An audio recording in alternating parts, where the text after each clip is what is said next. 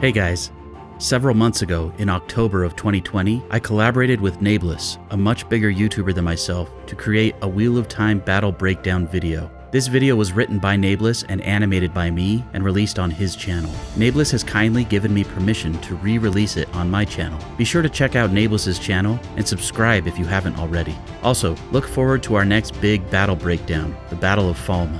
Finally, this video is sponsored by thegreatblight.com, where you can see all kinds of awesome content from other Wheel of Time content creators, purchase merchandise, and follow a wiki that's currently being built that allows you to read information about the series without getting spoiled for books you haven't yet finished. It's a huge undertaking by Nae'Blis and his team, and a wonderful resource for all Wheel of Time fans. Go and check it out. Spoiler warning, this video covers major spoilers for information regarding a battle that takes place throughout the fourth book of the Wheel of Time, The Shadow Rising, but other minor spoilers related to some characters are also revealed. It's recommended that you do not watch this video until you have at least read the first 6 or 7 books in the series. If you wish to remain spoiler-free, this video is not for you. Check out my other spoiler-free videos and come back when you're ready. We'll still be here. Take it away, Nae'Blis. So let's break down the Battle of the Two Rivers. The Battle of the Two Rivers was a battle fought between the forces of the Shadow, mainly Trollocs and Myrddraal, and the residents of the Two Rivers region of Andor, and this takes place in the book The Shadow Rising. The farmers and sheep herders of the Two Rivers are ultimately successful in liberating their homeland, but let's start by setting the scene of what led to the battle. In the late summer of 999 of the New Age, a large contingent of roughly 500 Children of the Light, under the dual leadership of Dane Bornhold and Patron Fane, going by Ordeth at the time, enter the Two Rivers with the intention of rooting out Dark Friends in the area. In actuality, Patron Fane, and again under the guise of Ordeth, had manipulated the Lord Captain Commander of the Children of the Light, Hadron Niall, into sending this small army into the Two Rivers.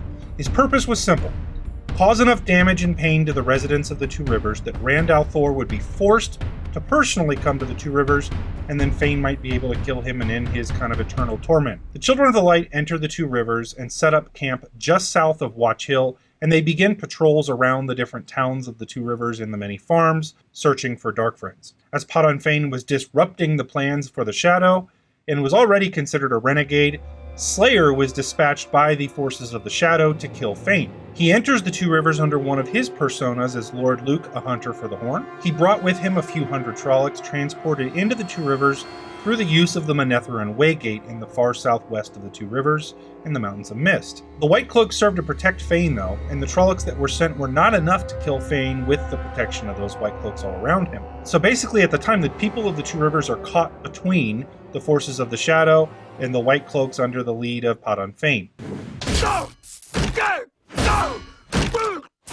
During this time, the al'Thor and Cawthon farms were burned, as well as the Abara family was slaughtered by a small White Cloak force led by Fane. Alsbeth and Harrow Luhan and Mat's 2 sisters and mother were arrested and taken to the White Cloak camp to be held. Tam al'Thor and Abel Cawthon fled into the Westwood and remained in hiding. At the same time, 2 Aes Sedai, Varen Mathwin and Alana Mosfani, had come to the Two Rivers searching for girls that could channel.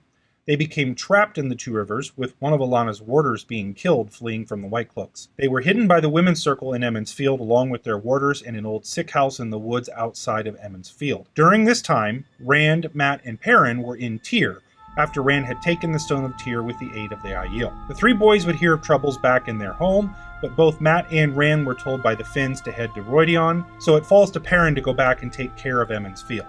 He travels to the Two Rivers via the Ways with Loial, Fael, Bane, Chiad, and Gaul.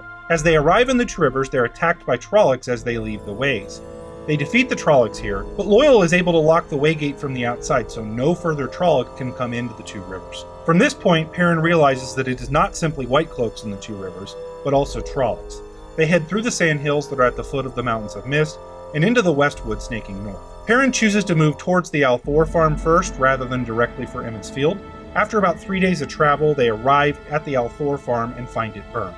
Realizing the danger to his family, Perrin leaves the next morning for the Two Rivers, traveling through the Westwood and emerging slightly south of the town, and enters through the Winespring Inn. Here he learns about the fate of his family and the capture of the Cawthon girls and the Luhans by the White Cloaks.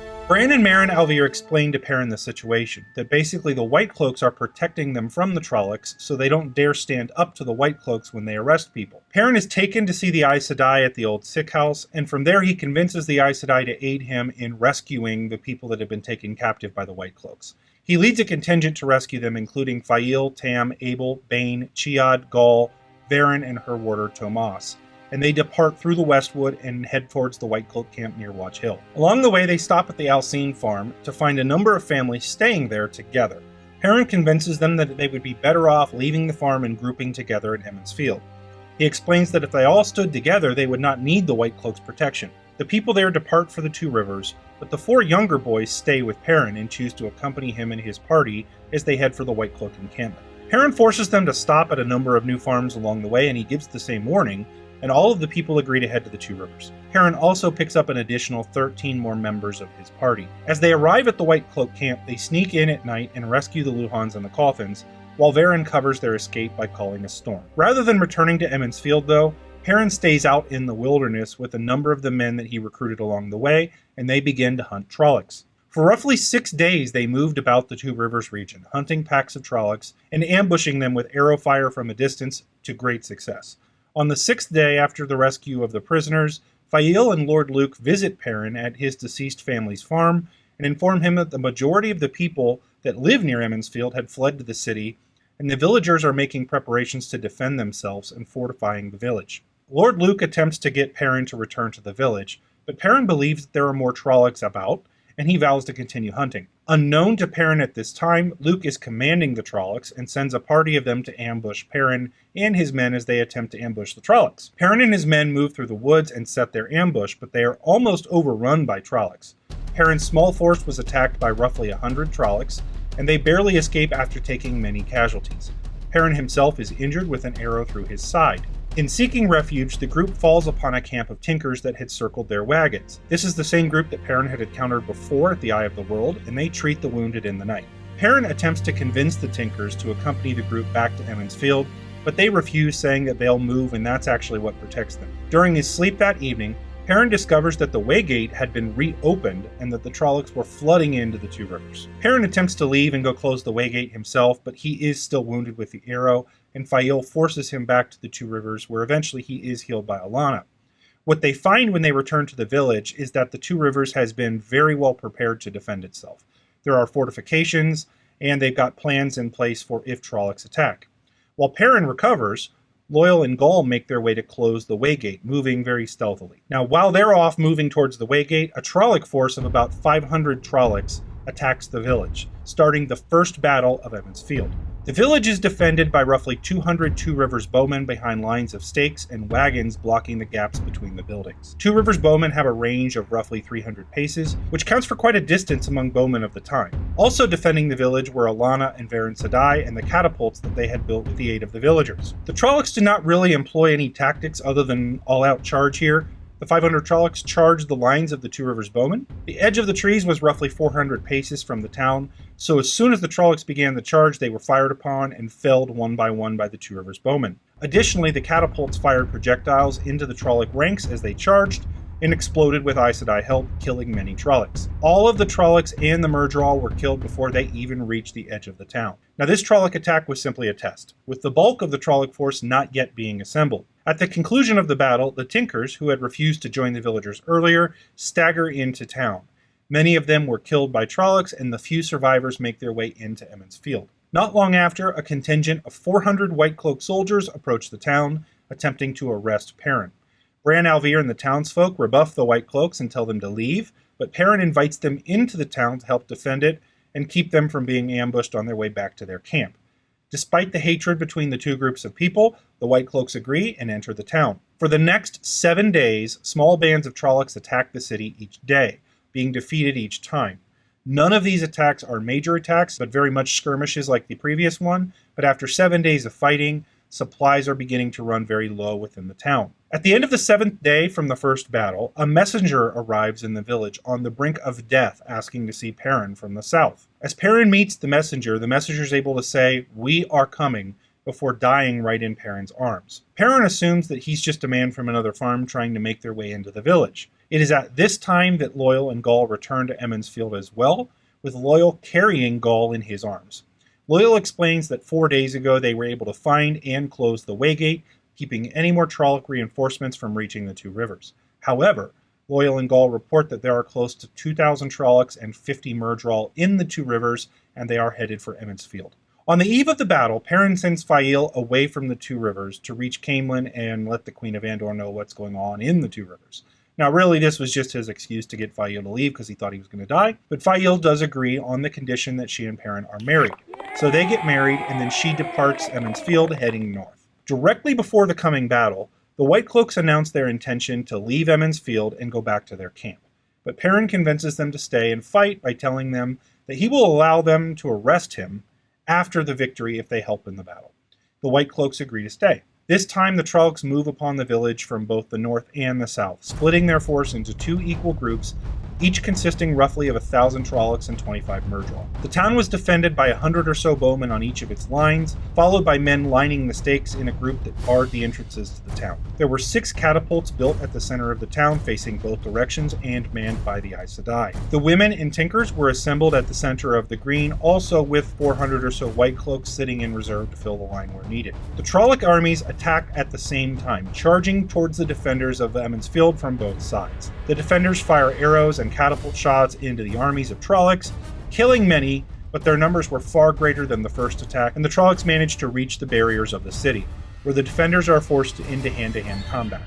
The lines of defenders begin to bulge, and sensing that the lines are going to break, Perrin orders a retreat further into the village. Despite the ordered retreat, the lines of defenders were on the brink of breaking. Despite promising to aid in the defense of Emmons Field, the White Cloaks stay at the center of town.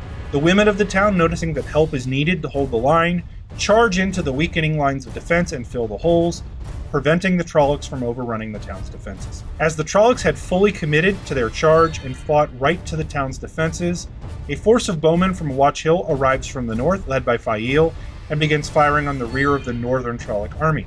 Simultaneously, another group of bowmen arrives from the south, up from Devon Ride, and they begin firing on the southern Trolloc army. Caught between the defenses and the Two Rivers bowmen, the Trolloc armies are completely destroyed, and the defense of the village is complete.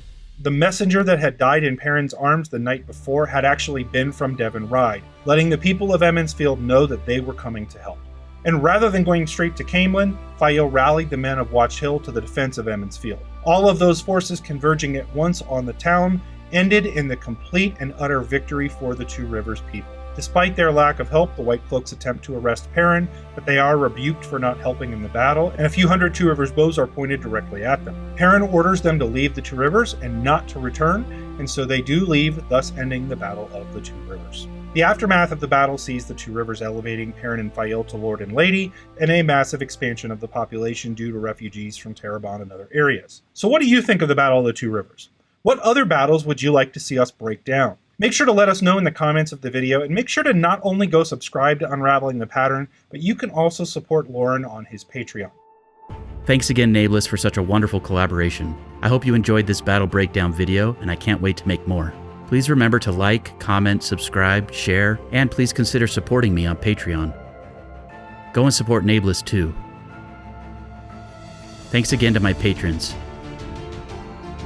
May the light shine on you.